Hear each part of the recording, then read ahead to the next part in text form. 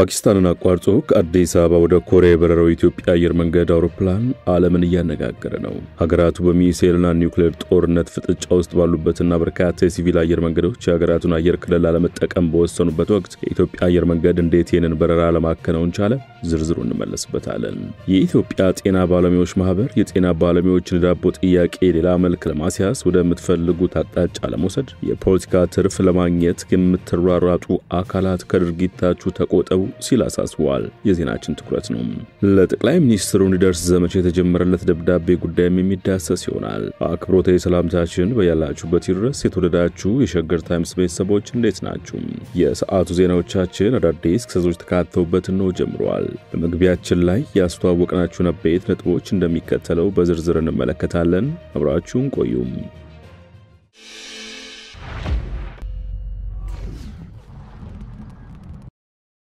ወደ ቀዳሚ ጉዳያችን አመራን። በአዲስ አበባ አነጋጋሪና አስገዳጅ መብራት ደንብ ይፋ ሆኗል። የአዲስ አበባ ከተማ አስተዳደር የውጭና የውስጥ መብራት ያላበራ ነዋሪን እቀጣለሁ ሲል ይፋ አድርጓል። በአዲስ አበባ ከተማ በመንገድ ዳር የሚገኙ የንግድ ወይም አገልግሎት ሰጪ ተቋማት ከምሽት 12 ሰዓት እስከ ንጋት 12 ሰዓት ድረስ የውጭና የውስጥ መብራት ካላበሩ ቅጣት እንደሚጠብቃቸው አስታውቋል። ከዚህ በተጨማሪ በምሽት ለአገልግሎት ክፍት መሆናቸውን የሚያሳይ በመብራት የሚሰራ ምልክት ካላስቀመጡ እስከ 10,000 ብር የሚደርስ ቅጣት ሊያስቀጣቸው የሚችል ደንብ ተግባራዊ ማድረግ ጀምሯል። ደንቡ በመንገድ ዳር የሚገኙ ማናቸውም የአገልግሎት ሰጪ ተቋማት፣ የንግድ መደብሮች እንዲሁም መኖሪያ ቤቶች በህንጻቸው የፊተኛው ገጽ መብራት ወይም የፋሳር ላይት መብራት የማስገባት ግዴታ ተጥሎባቸዋል። ፓኪስታንን አቋርጦ ከአዲስ አበባ ወደ ኮሪያ የበረረው የኢትዮጵያ አየር መንገድ አውሮፕላን ዓለምን እያነጋገረ ነው። ፓኪስታን ለህንድ ጥቃት ምላሽ ለመስጠት የጦፈ ዝግጅት እያደረገች ባለችበት ወቅትና የአየር ክልሏ በጥብቅ ቁጥጥር ስር በወደቀበት ሁኔታ የኢትዮጵያ አየር መንገድ አውሮፕላን በሀገሪቱ ሰማይ ላይ በብቸኝነት በረራ አከናውኗል። እንደ ዓለም አቀፉ የበረራ መከታተያ አገልግሎት ፍላይ ራዳር 24 ዘገባ ከሆነ በበረራ ቁጥር ETH 672 የተመዘገበ አውሮፕላን ከአዲስ አበባ ኢትዮጵያ ተነስቶም ወደ ደቡብ ኮሪያ ሴኡል መጓዝ ላይ ያለ ነው የፓኪስታንን የአየር ክልል አቋርጦ የበረረው። አውሮፕላኑ የበረረበት የመንገዱን ካርታ በፍላይት ራዳር 24 በይፋዊ የትዊተር ገጽ ላይ የተጋራ ሲሆን ይህም ክስተት በኢንተርኔቱ ዓለም ከፍተኛ ትኩረትን ስቧል። በርካታ ዓለም አቀፍ አየር መንገዶች የፓኪስታን የአየር ክልል ለመጠቀም አቅጣጫቸውን በመቀየር ላይ ይገኛሉ። በህንድና ፓኪስታን መካከል ከፍተኛ ወታደራዊ መፋጠጥ የተፈጠረበት ሲሆን ይህ ፍጥጫ የመባባስ ስጋት ባጠላበት በዚህ ወቅት የበረራ ቁጥር ETH 672 አውሮፕላን ጭንቀት በዛበትን ቃጣና ሰንጥቆ አቆራርጦ የበረረ ብርቅዬ ሲቪል አውሮፕላኑ ተመዝግቧል። ምንም እንኳን ፓኪስታን የአየር ክልሏን ሙሉ በሙሉ መዝጋቷን በይፋ ባታውጅም በርካታ ቁልፍ የበረራ ኮሪደሮች ወይ ተዘግቷል ወይም ለሲቪል አውሮፕላን በረራ ክፍት አይደሉም። ይህም ሆኖ ግን የኢትዮጵያ አየር መንገድ ንብረት አውሮፕላን በእነዚህ የተከለከሉ የበረራ መስመሮች ላይ ሲዘዋወርና በተከለከለው ሰማይ ሲቀዝፍ በዓለም አቀፍ የበረራ መከታተያ ራዳር ላይ ታይቷል። ክስተቱ በፍጥነት በማህበራዊ ትስስር ገጾች የመወያያ ርዕስ መሆን የቻለ ሲሆን ብዙዎች በብቸኝነት የግጭት ቀጠናውን ያቆራረጠ አውሮፕላን በመሆኑ ሲገረሙና ሲደነቁ ታይቷል። ለአብነት ያህል አንድ የትዊተር ገጽ ተጠቃሚ የኢትዮጵያ አየር መንገድ አውሮፕላን እባክህ በአስቸኳይ የፓኪስታን አየር ክልል ለቀውጣ በማለት በትዊተር በቀልድ መልክ አስፍሯል። የነገሩ ታዛቢዎች አውሮፕላኑ በፓኪስታን ሰማይ ላይ ያደረገውን ያልተደናቀፈ በረራ ወይንም ጉዞ እንዲህ ባለ ተለዋዋጭና የጦርነት ጊዜ በጣም ያልተለመደ እንደሆነ ገልጸውታል። የአቪዬሽን ተንታኞች እንደገለጹት እንዲህ አይነት በረራዎች በተለምዶ የሚከናወኑት አሊያም የሚፈቀዱት ጥብቅ በሆነ የአቪዬሽን ባለሙያዎች ቅንጅትና በአየር ትራፊክ የቀጥታ ቁጥጥር ብቻ ነው።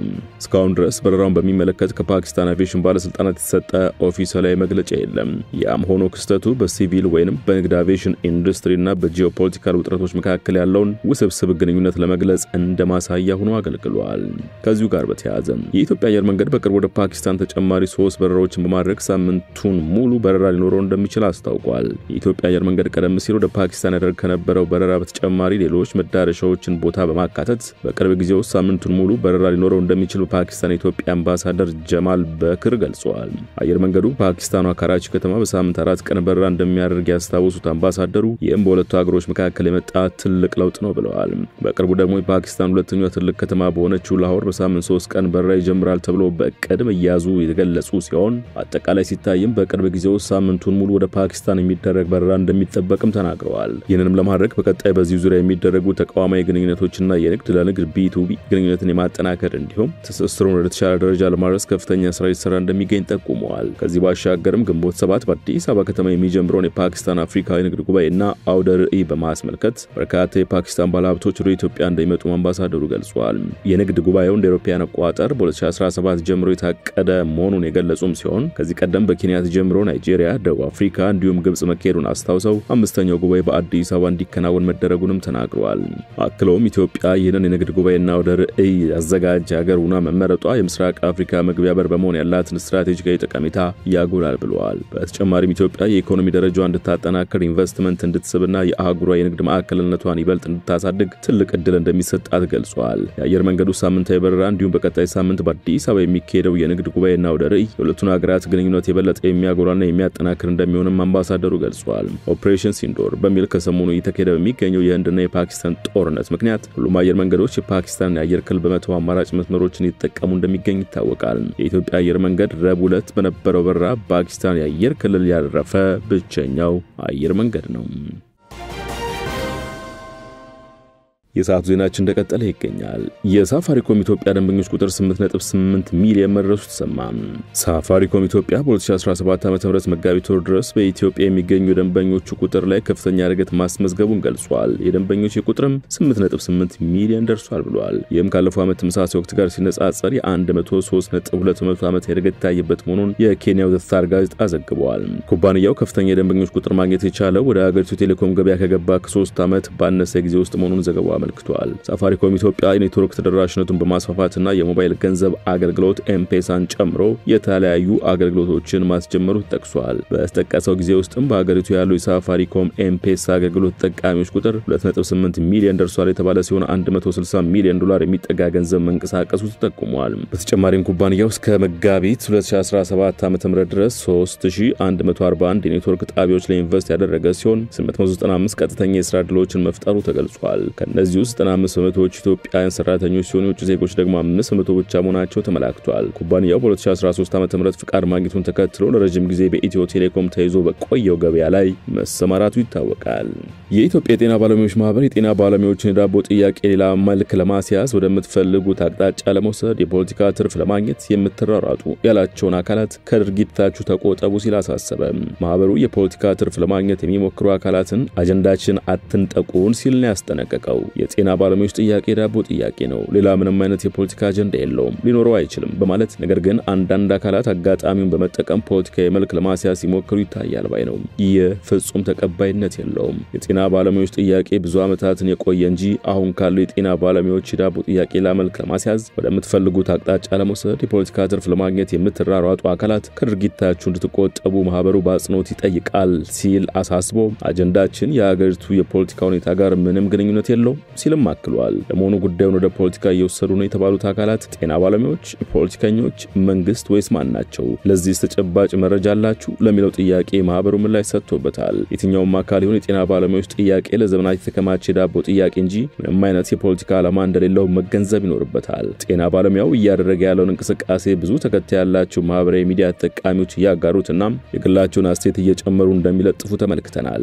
ይህንን ትክክለኛ ጥያቄ እነዚህ ሰዎች በመለጠፋቸው ብቻ የተለያዩ ስማቸው መጥቀስ የማንፈልጋቸው አካላት ጤና ባለሙያው እያደረገ ያለው እንቅስቃሴ ከነሱ ጋር ለማገናኘት እየሞከሩ ይገኛሉ ባይ ነው። ይኸው ማህበርም ለአብነት ያህል ጤና ሚኒስቴር ስም ሳይጠቅስ ሰሞኑን ዘመቻውን የሚመራው ጤና ባለሙያ ያልሆነ አካል ነው ማለቱም በራሱ እንቅስቃሴው ጤና ባለሙያዎች አይደለም እንደማለት ነው ብለን እናምናለን ብሏል። የጤና ባለሙያዎች በኩላቸው ዘመቻውን የሚመራው ጤና ባለሙያ ያልሆነ አካል ነው የሚለውን ትችት መንግስት ጥያቄውን ለመሸፋፈን የሚያደርገው ጥረት ነው። አንዳንድ አካላት እንደሚሉት ደግሞ ጥያቄዎቻቸው የፖለቲካ አይደለም፣ ይልቁንም ዞንና ወረዳ አካባቢዎች ያሉ አካላት ስብሰባ እያሉ የጠሩ የማስጠንቀቂያ ማድረግ ድርጊት አለ ብለዋል። እናም ጥያቄያችን እያቀረብን ያለነው በሀገር ደረጃ ነው። ምላሽ ካላገኘን እንቅስቃሴው ይቀጥላል። ፖለቲካ አጀንዳ የለንም። አንዳንድ አካላት ግን የፖለቲካ አውድ እያስያዙት እንደሆነ እየተመለከትን ነው ብለዋል። የፖለቲካ ፓርቲዎች ጠንካራ ተፎካካሪነታቸው መዳከሙን የፖለቲካ ፓርቲዎች የጋራ ምክር ቤት አስታወቀ። የፖለቲካ ፓርቲዎች ከጠንካራ ተፎካካሪነት ይልቅ ወደ ግልና ቡድን ግንባታ ዝቅ ብሏል ሲል ነው የጋራ ምክር ቤቱ የጠቆመው። የፖለቲካ ፓርቲዎች የጋራ ምክር ቤት ጸሐፊ ደስታ ዲንቃ በኢህአዴግ ጊዜ ቢያንስ ጠንካራ ተፎካካሪ የሚባሉና ኢህአዴግ ራሱ የሚፈራቸው ፓርቲዎች ነበሩ። ስልጣን ባይሰጣቸውም ከሚያነሱትን ሐሳብ ተግባራዊ ለማድረግ ይሯሯጥ ነበር ያሉ ሲሆን በአሁኑ ጊዜ ግን የፖለቲካ ፓርቲዎችም የፖለቲካ መሪዎችም የሚባሉትም አሁን ራሳቸውና ቡድናቸውን ወደ መገንባት ወደ ግልና ቡድን ጥቅም ዝቅ ያሉበት ሁኔታ ነው የሚስተዋለው በማለት ተናግረዋል። በፖለቲካ ፓርቲዎች ዘንድ በትብብር ላይ የተመሰረተ ፍክክር ለማድረግ ራሳቸውን አዘጋጅቶ ፖለቲካን የመስራት ሁኔታ እንደማይስተዋልም ጸሐፊው አክሏል። የፖለቲካ ምህዳሩ መስፋት አለበት በሚለው ላይ ሁሉም ቢስማሙም ነገር ግን ባይሰፋም ችግር የለም የሚሉ የመንግስትን ስራ ብቻ የሚደግፉ አካላት አሉ። በተጨማሪም ምህዳሩ ቢሰፋም ባለበት ቢቀጥልም ችግር የሌለባቸው የፖለቲካ ፓርቲዎችም አሉ በማለት ተናግረዋል። በፖለቲካ ፓርቲዎች መካከልም በዛም በመር ላይ የተመሰረተ ትብብርና ግንኙነት እንደማይስተዋል ገልጸው የተከፋፈለና አንዱ ሌላውን የማዳመጥ ባህል ያልዳበረ ስለሆነ ቤታቸውን ዘግተው ነው የተቀመጡት ብለዋል። ለጠቅላይ ሚኒስትሩ እንዲደርስ ዘመቻ የተጀመረለት ደብዳቤ አምነስቲ ኢንተርናሽናል በኢትዮጵያ ከተሞች ከሚካሄደው የኮሪደር ልማት ፕሮጀክት ለጊዜው እንዲቆም የሚጠይቁ ደብዳቤዎች ጠቅላይ ሚኒስትር አብይ አህመድ የመላክ ዘመቻ ትናንት መጀመሩን ይፋ አድርገዋል። ድርጅቱ ለአብይ የሚላኩ ደብዳቤዎች በኮሪደር ልማት ሳቢያ በዜጎች ላይ የሚፈጸሙ የግዳጅ ማፈናቀልና በፕሮጀክቱ የሰብአዊ መብት ተጽዕኖ ላይ ጥልቅ ግምገማ እስኪደረግና በኮሪደር ልማት ፕሮጀክት ሳቢያ ተጨማሪ የሰብአዊ መብት ጥሰቶች እንዳይደርሱ የሚያስችሉ የመከላከያ ስርዓቶች እስኪዘረጉም ፕሮጀክቱ እንዲቋረጥ የሚጠይቅ እንዲሆን ጥሪ አድርጓል። ድርጅቱ ደብዳቤዎቹ የማፈናቀል ድርጊቶች ከዓለም አቀፍ የሰብአዊ መብት ሕግጋት ጋር መጣጣማቸው እስኪረጋገጥ የኮሪደር ልማቱ እንዲቋረጥ እንዲሁም ጠቅላይ ሚኒስትሩ በግዳጅ ማፈናቀል ላይ አንድ ሕግ እንዲያወጡ የሚጠይቅ ይዘት እንዲኖራቸው ጭምር አሳስበዋል። ፓኪስታን 3 የጦር ሰፈሮች ላይ ጥቃት አድርሳለች ስትል ህንድ ክስ ማቅረቧ ተሰማ።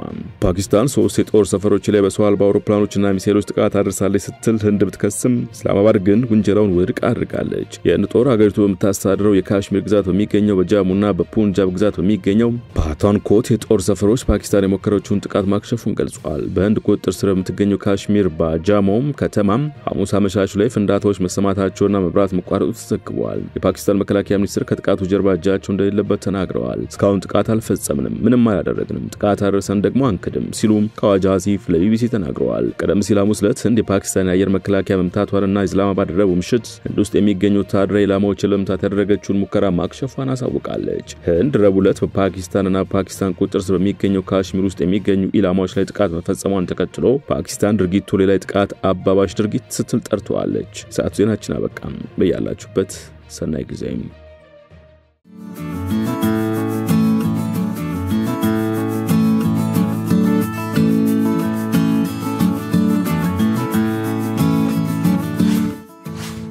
ሸገር ታይምስ ሚዲያን ሰብስክራይብ በማድረግና ደወሉን በመጫን ይከተሉን።